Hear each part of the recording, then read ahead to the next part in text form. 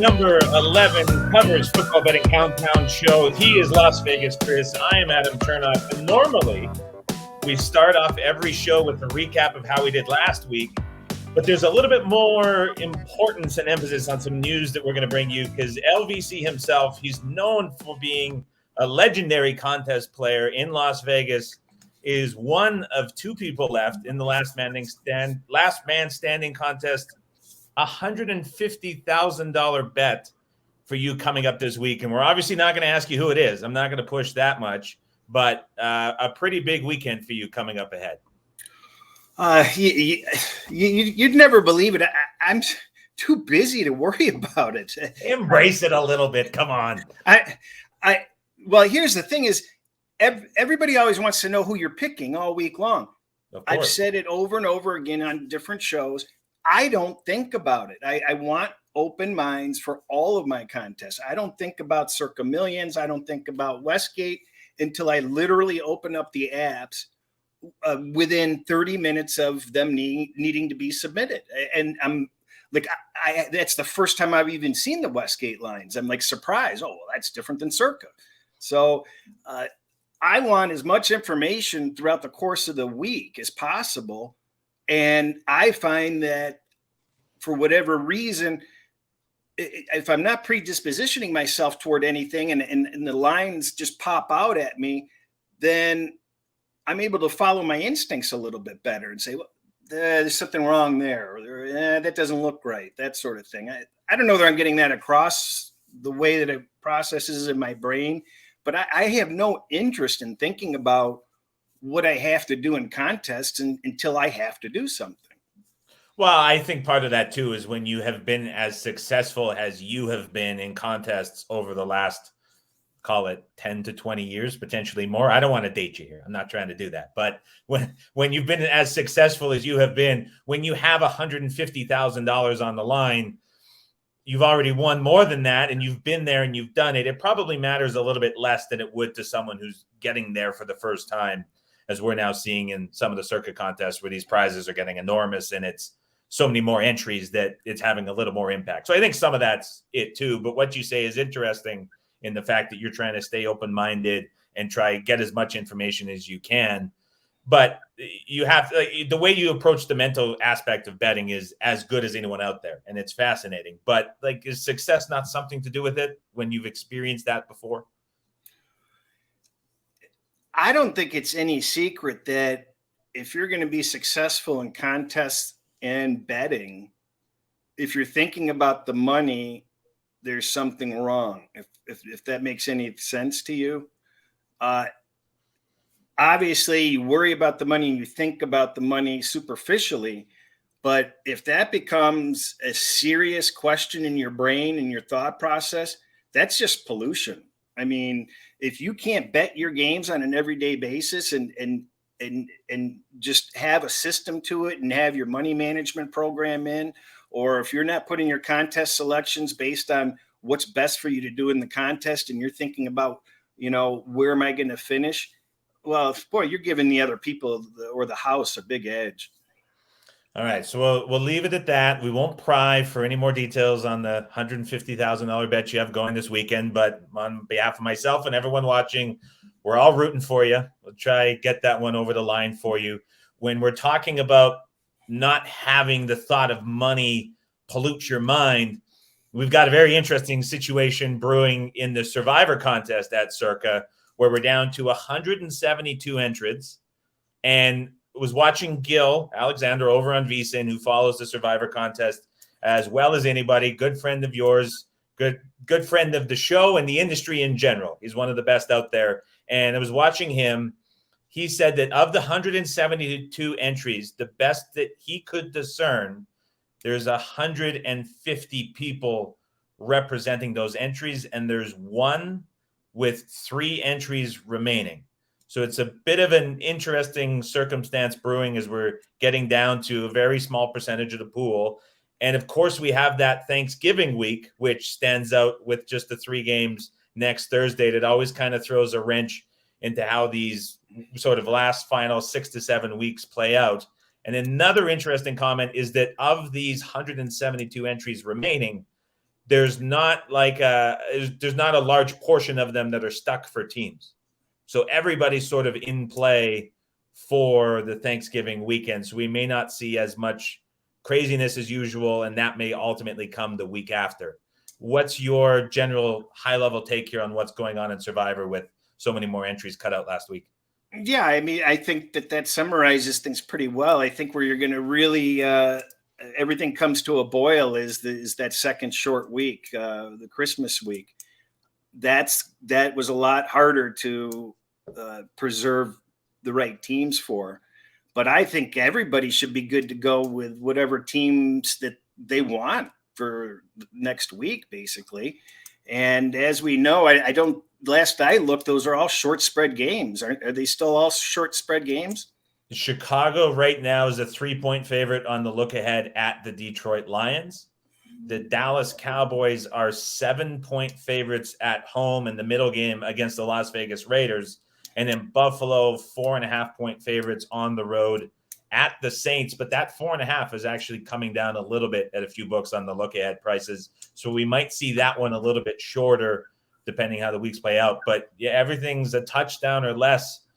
Any of those three stand out to you as what's likely to be the most popular, considering that the Cowboys of the 6 teams have been the most selected thus far in the contest? Yeah, I was just going to say, I believe that a lot of people already blew out the Dallas tire last week or previously. So that kind of puts those people in a little bit more of a difficult situation. If you're going to feel confident with the Bears, or for that matter, Buffalo, I wouldn't.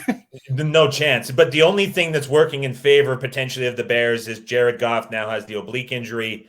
I don't know if we can confidently say Jared Goff is a downgrade to anybody, but when you have a combination of Blau or Boyle, the old backup quarterback law firm, it's a bit of a dire situation. So we might see that number move a little bit. Here's last week in the week 10 circa Survivor eliminations, 248 gone on the tie with the Steelers. You don't win, you don't advance. 187 for the Ravens on Thursday night. Cardinals get blown out by the Panthers. They take out 40, and the Bucks upset by the Washington football teams, kills 31. If you go back just 4 weeks, 9 of every 10 entries that were available gone from the contest. So major carnage in Survivor. We'll estimate the most selected Survivor team, as we always do, at the very end. But now that we've got your big situation this weekend out of the way and the carnage that took place in Survivor put on the back burner, we'll focus on the show projecting the top 5 consensus picks in the Circa Million contest for NFL week number 11. Last week, we thought we were going to do well. We got 2 of the 5. I think a bit surprising. You kind of were making the case for the Packers. I went against it, sort of talked you out of it. So cost us a winning week, so to speak, as we're trying to predict the consensus. Anything last week stand out to you as we get the standings here? Still incredible. 38-12 through 10 weeks at the top of the contest, 38 points. As we're looking back at week 10, any surprises to you from how the million selections played out for the top 5? Well, we had the Chargers game had a lot of people on both sides, right? Yes, it did. So I don't have that list handy in front of me. I don't remember being shocked. You know, the selections that we thought were going to be in there just missed. I mean, it's not like we were on planet Pluto. I was surprised. I mean, the Browns on there, that was a surprise, wasn't it? The Browns turned into that game that was sort of that media play that everybody, as we always talk about every week. There's that level where you have all the betting podcasts, all the betting media, everybody's kind of circling around one game. And that really turned out to be the Browns by the time we got to Saturday afternoon. And so it's like that step above just like the huge public game. There's that one where there's like the level of handicapping included. I think that was definitely the Browns. We were spot on with the Titans Saints game. But again, it was the Packers that were really sort of the surprise game there. That got down right to 3, and people just flocked to it. I don't know if it was a quarterback situation that got people over the line, but that was a bit of I didn't see that coming. But it was a pick in the top 5 that didn't get 1,000. So things were kind of spread out pretty thin last week. Yeah, I think you're going to. We might see things start to spread out a little bit more as people. This is the home stretch. This is, hey, you got yourself where you are. It's time to make a move. If you're not, you better do something because you're running out of weeks. So that might have an effect on what we see with these consensus selections potentially. I'm right on the bubble for the money, and I've kind of been there for the last 3 or 4 weeks, and I keep trying to go the other way just to make up some ground, and it's just like 1 or 2 games away from that kind of big week you need to jump over the pile. But everyone's been sort of herded into the same general direction, so I feel that need a ton, and it's probably going to be reflected in the picks this week. But we might as well get into it. NFL Week 11, we're picking the top 5 consensus games. Again, not bets that you and I are making, but we're predicting where the top 5 consensus that Circa posts every Saturday afternoon are going to be on the 5 games, so that can shape how you might be making your picks in the contest or making other picks for your contest at home. I kind of got things going last week where I threw a couple of teams out at you. I'll do the same again because I think there's kind of that 2 or 3 teams that really stand out, and we're going to have trouble to find the 4th or the 5th. But the Titans keep getting picked each and every week. We've seen them north of 1,000 for a couple of weeks in a row. There's been one other team, the Bengals against the Jets. So there was that big divide between the 2 teams we saw a couple of weeks ago where the Bengals made the top 5. Tell me how the Titans at 10 are not ultimately going to make the top 5 this week. Oh, it's happening. It's happening. Whether you like it or not, it's happening, right? It's happening. This is your chance to talk me out of it. I don't know if you can. You know what? I'm not going to talk you out of it. Let's put that in the maybe. Okay. We'll put it on the – well, that's a generous maybe, but we'll put it on the side. I'll give you a generous maybe. I'll go for a shorter point spread here for you. Miami Dolphins on the road at the New York Jets, starting Joe Flacco of all people. Dolphins laying just a field goal.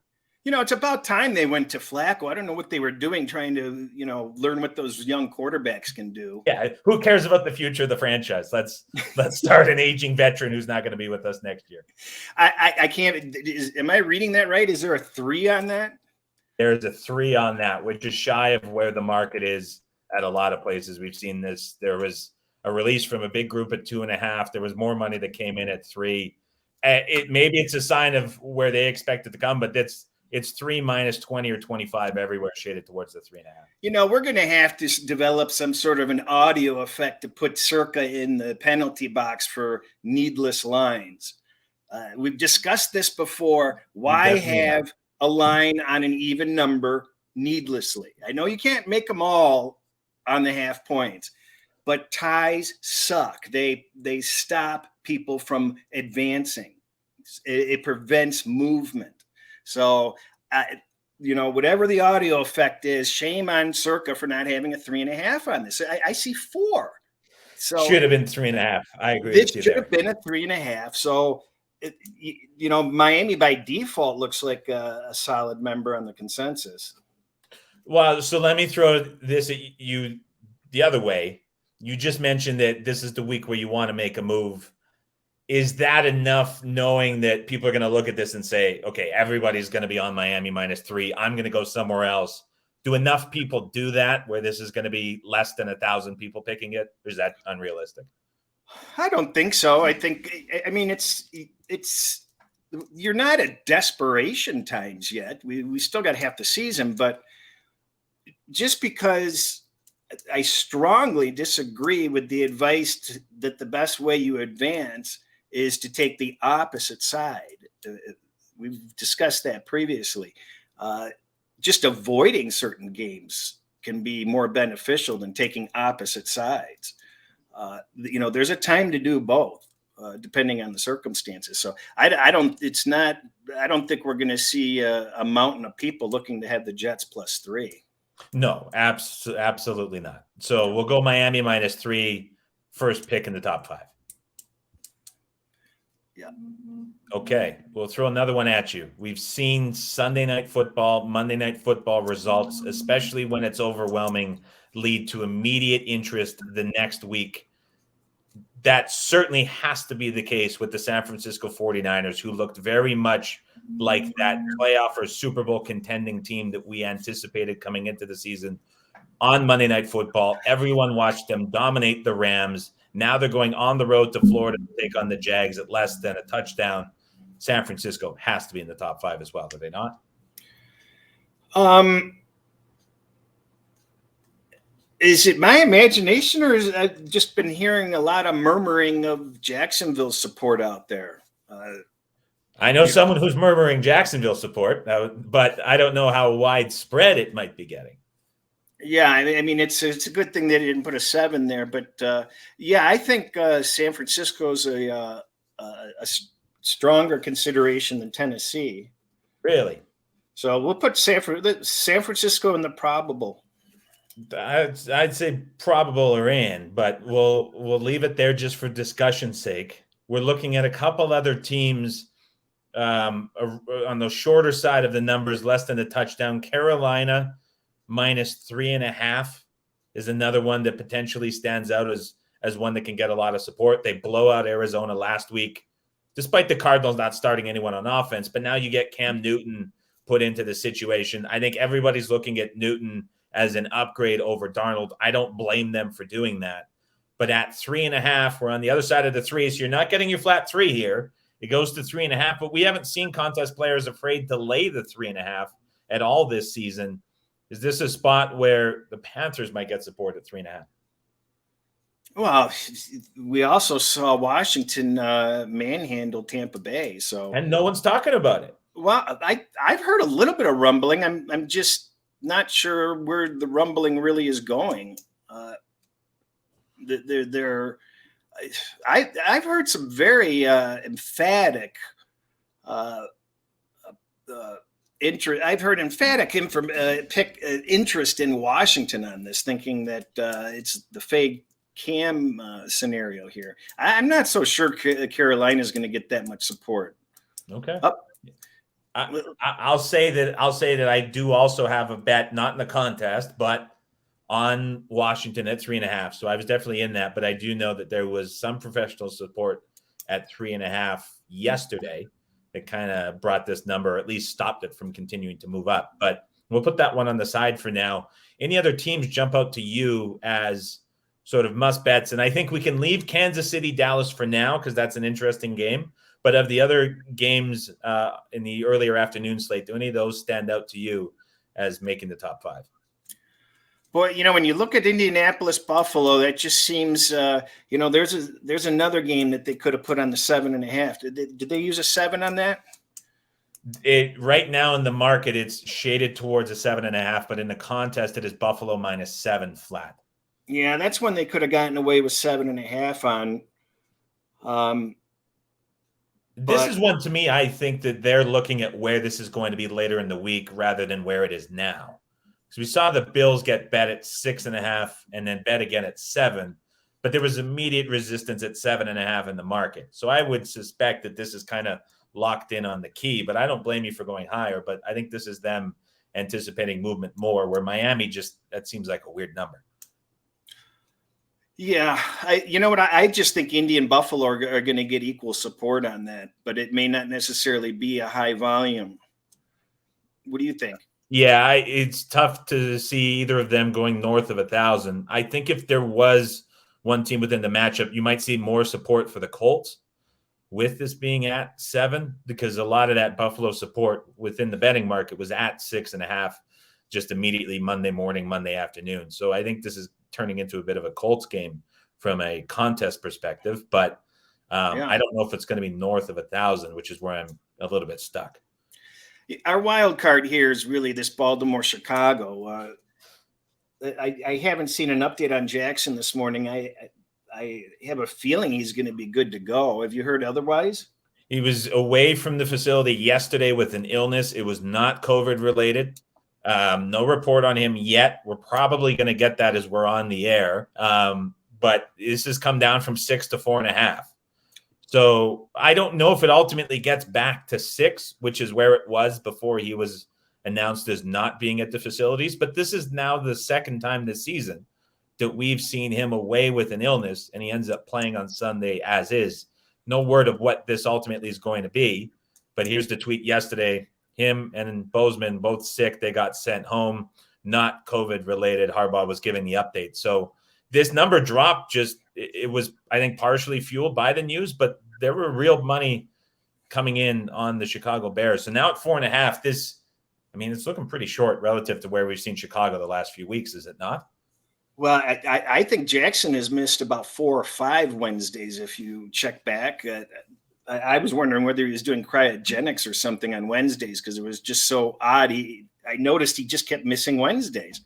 But he's in the cold tube with everything blowing around him in the sphere. I don't know, but I could make a case that based on that news, that this game could make the top 5 either direction. So if they announce Jackson if they announce Jackson's all good to go, I think this is going to be a popular Baltimore selection. If they announce he's out, I think people will be all over Chicago like a bad rash. And so if I'm looking at the market now, there's 2 books so far that I would call semi-prominent that have gone back to -5. So we know that the betting market always responds to injuries before bettors do. And it's a pretty good indicator of what's going to happen. I think if there was real concern about him not playing, this would have come down a lot more already. So I think I would say I'm looking at the board right now and thinking that agrees with you. If this is at 4.5, and let's say it goes back to 5.5, there's no harm with anything that's announced around him. He's starting, and it goes back to 5.5. Is the 4.5 versus the 5.5 we'll see in market enough to draw interest, or would it have to go back to 6 for that to be a big factor for people to just blindly take? Well, if Jackson's back in, I don't see how this doesn't go back up to 6. It's just a matter of when it goes up to 6. Is it by the deadline for, are they going to let us know early enough on a Saturday for people to make that call? It's just a complete wild card. We just won't know. My guess is that I think by Friday evening, I think we'll have a sense of whether there's a problem or not there. I think so too. Doing the show Thursday morning immediately as these lines come out, we're reacting to them. Kind of a tricky spot with something like this. So we're at a bit. How do you want to handle this? Do you want to go Baltimore top 5, or do you want to touch on a couple other games we haven't got to before we add anything to Miami and San Francisco, who are already in there? Let's just put Baltimore / Chicago in the maybe. Okay, we'll put this game in the maybe because obviously Lamar Jackson's pending, and that's going to be impactful. The other game before we get to the big one that I wanted to touch on, Cincinnati, Vegas. Not a lot of optimism around the Las Vegas Raiders since the unfortunate incident they had with Henry Ruggs. Not having him on the field has switched this offense around, and it really looks like they're starting to miss the game plans of John Gruden, who is that offensive magician, so to speak, with his week-to-week game plans and how he was able to support the offense. You take him out now for a number of weeks, you have your top speed receiver out, and we're seeing this offense really struggle. They get blasted on Sunday Night Football in a game that everyone was watching. The Bengals off of a bye, that loss against Cleveland somewhat forgotten.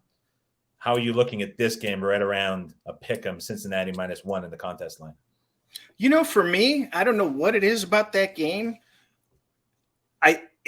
But it just seems so well priced. The price makes sense. It's fair. And it's sort of like just off the reservation, so to speak. It's like, and it wouldn't even be a bad game to necessarily watch, but it's sort of like, for me, it's my metrics don't point one way or another. I don't have a favoritism for either side, I guess. It just seems like it's there. Does that make any sense? If you think about it, the Raiders probably for most people are going to be an average team at this point. If you keep your own ratings or if you don't, you probably think about them right around an average team. You have Cincinnati probably slightly better than average. And if you're just looking at this, how much you're giving Las Vegas for home field, maybe a point and a half. and Cincinnati -1, having the Bengals 2.5 points better.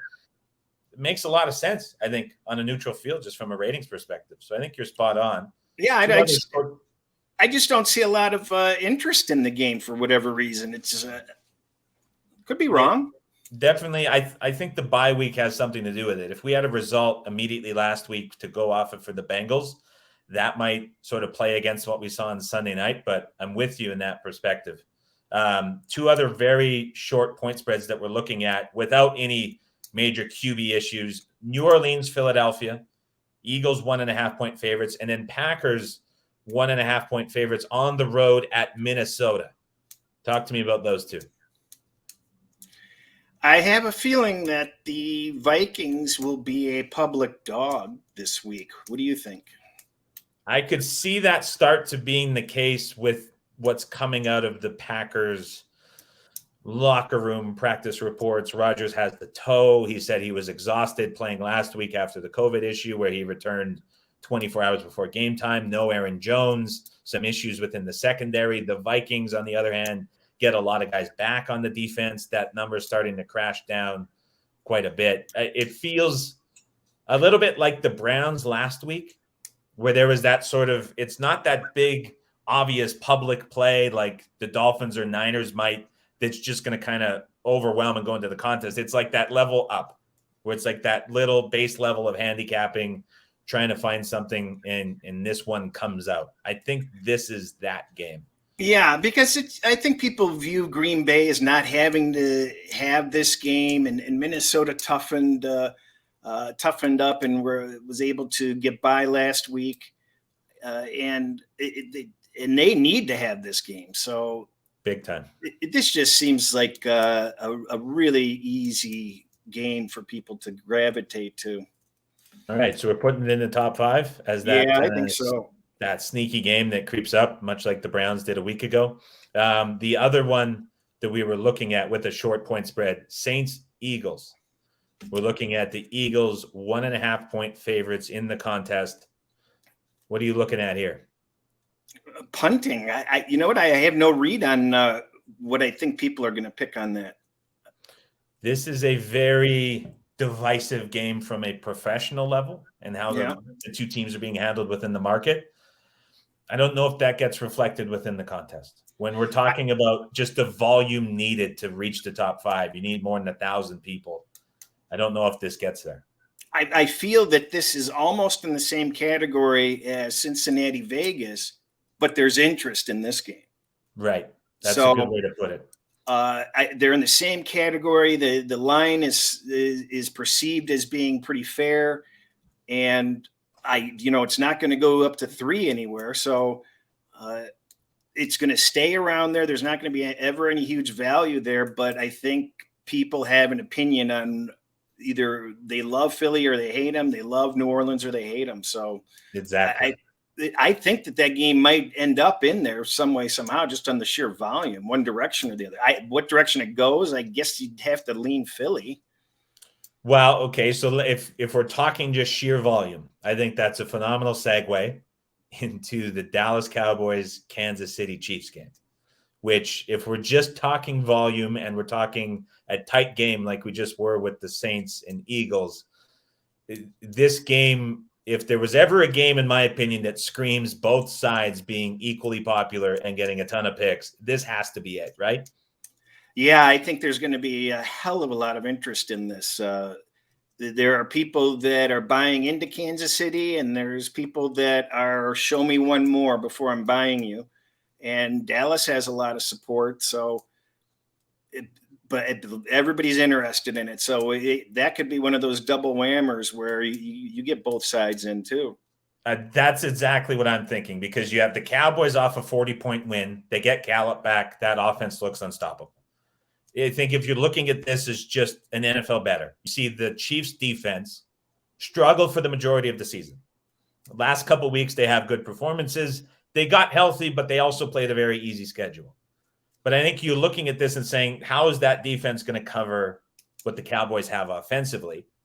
And that's going to naturally lead to a lot of interest. On the other hand, there was this whole group of guys waiting for Kansas City to be back, right? It was like, when is this team going to turn the corner? when are they going to come around?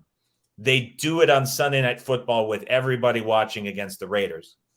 And now you're laying less than a field goal against the Cowboys, who, if you got to the conclusion that the Chiefs were still okay and that they were going to come around, you were probably looking at things like turnovers.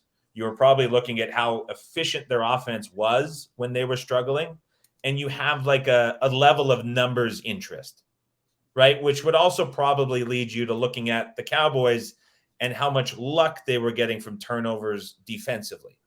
And so I think just the way that you would sort of think about that, if you valued that opinion in KC, would lead you to sort of looking at this price as really short, because it's essentially the same number with the venue switch that we were looking at last week, and the Chiefs put up 41 points. And now you're getting a defense in Dallas that gambles as much as any defense in the league. So is there, from this interest standpoint, we haven't openly picked both sides as a top 5 consensus yet. Is this the time we do it? You know, by default, that gets us a win. Well, not if it doesn't make it. But it could be a double loss. You know, a game like this is a gift to contest players because so many people on these high volume games, when you're going to have them on both sides, are going to lose. So you don't necessarily like to see it all lopsided on certain teams. You like to see at least half the people cannibalized for a loss. We had a comment in there from a viewer saying that he would agree that both sides could get the 1K selections, which would almost guarantee that they're going to be in the top 5 based on the numbers we've seen so far this season.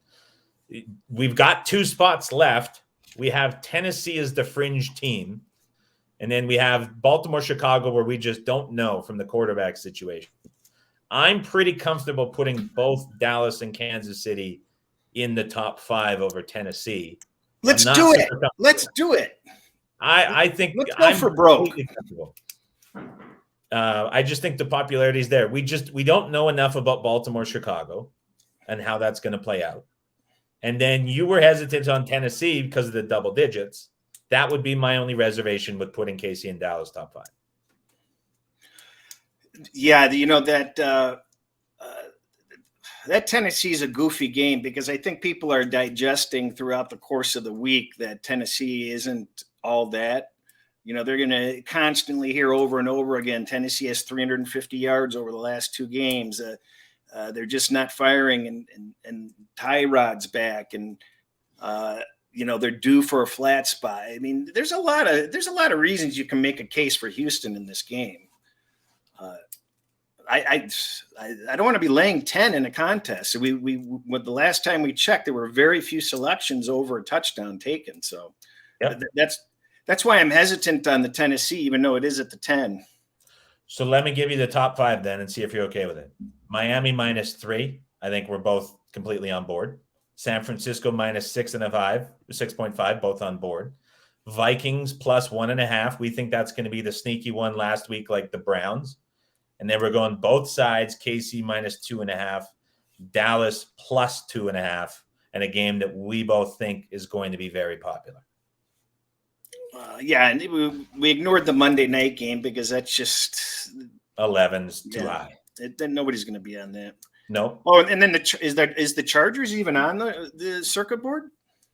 They are. Chargers are 6.5-point favorites, so that one's been fully adjusted for the Steelers' COVID situation. This was as low as 3 earlier in the week, so we're seeing this go to sort of the opposite side, as there's still some 6s available, just anticipating that's going to go up further.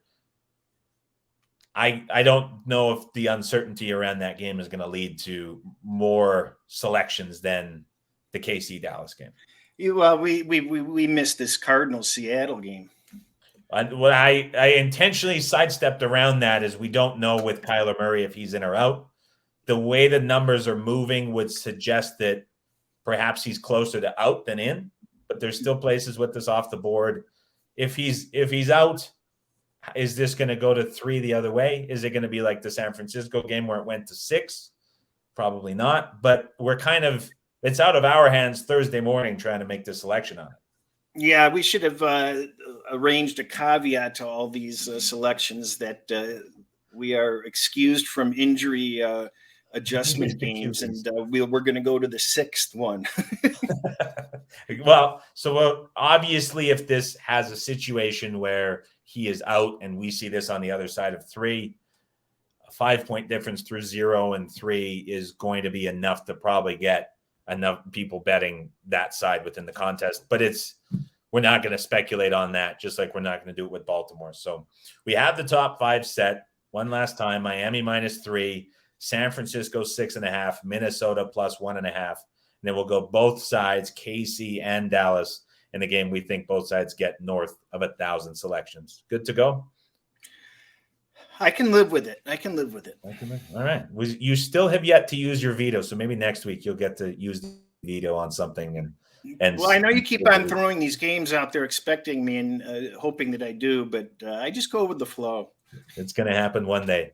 We end with the tricky survivor this week on Thursday. So we talked about how the Cowboys used up quite a bit. So we're looking at the 3 Thanksgiving games and trying to figure out who's going to be the most selected in Survivor for the Thanksgiving games. I think it's going to be the Bears at -3 with the Lions QB issues. Do you have a disagreement to that, potentially, with the Bills 4-point favorites on the road? It has to be the Bears, right? Imagine having your season after all of these weeks come down to the Bears at 12:30 p.m. Eastern on the road at the Lions Thanksgiving morning. I just think that there's going to be a lot of people that are going to do everything they possibly can to not have to use that Bears Detroit game. So if you're going into the Buffalo Saints game and you still have, say you used up the Cowboys, there's no way you're going Raiders. So that's kind of out of the question. Do you try to be sneaky and go Saints at home? Like, has that ever come into your mind if you're in this position? This is where you have to handicap. That's the only good thing that I do like about these short weeks is you have to go with your handicap. So if you don't have any talent for picking games, well, now you're up the creek. But if you have some sort of a process, and if you like the Saints or you like Detroit or you like the Bears, you got to go with them. I mean, the Raiders is going to be too far off to take, obviously, but I think so. The other 4 teams are in play, and if you handicap those teams, one of those teams to win, and you feel confident, you have to go with it, even if it's an underdog, in my opinion. And other people might disagree. I mean, you have to consider it. I'm not going to say you must go with it, but looking back at last Thanksgiving, the smartest move on the board was painfully obvious to take the underdog. So we may be in that situation again this year, just by the pure mathematics of it. And quickly, that was simple. Everybody knew that 75, 80% of the people were going to be on Dallas. And if you liked Washington, you had to take Washington. Even if you didn't like Washington, you were getting exponential value if you advanced. So let me throw it at you so we have 172 entries left. So half of those 86. So let's say over under 20 picks on the Bears. On the Lions, pardon me. Over under 20 picks on the Lions to beat the Bears in that first game. The Lions, 20? That seems high, but certainly I could see 10 people picking the Lions. Okay, so over under, they're 1.5 worse. So over under 12.5 picks on the Saints.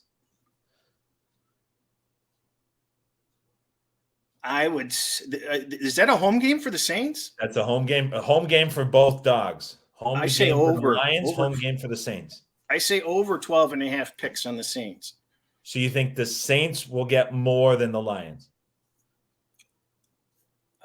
Yeah, only because I think the way people process is I'm not going to go down with a horrible team. At least I know the Saints can play and they've got a great defense.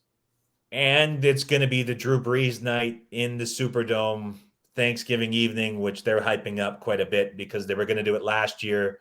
COVID prevented that from happening. So we might see that kind of get a little bit of popularity going into it, especially sort of early in the week when these games are being built up. So it's going to be a very interesting Thanksgiving Thursday of Survivor. To end the show, as we always do, most picked in the Circa Million. You have a 2-pick lead through 10 weeks. You get to go first this week. Where are you going to the top 5? I don't want to go first. You have to. Why would you not want the first pick and where you can take a commanding 3-game lead with just 6 weeks to go?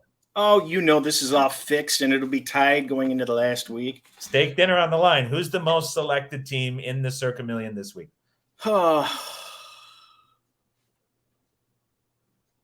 I've got mine. I'm just hoping you don't use it. I'm pretty confident in this one. I'm going to go. You know what? I'm going to give you a break, and I'm going to take Minnesota. Oh, I'm taking Kansas City. I knew you were going to. I was going to take Kansas City. Yeah. But you want to know? I just have a nagging feeling that Dallas could get outpicked on that game, could outpick Kansas City. That's okay. You could have gone Dallas, but you go Minnesota. I go KC. And don't forget, you automatically lose if it's not the most picked team within the game. Oh, so there's now a stipulation being thrown into this.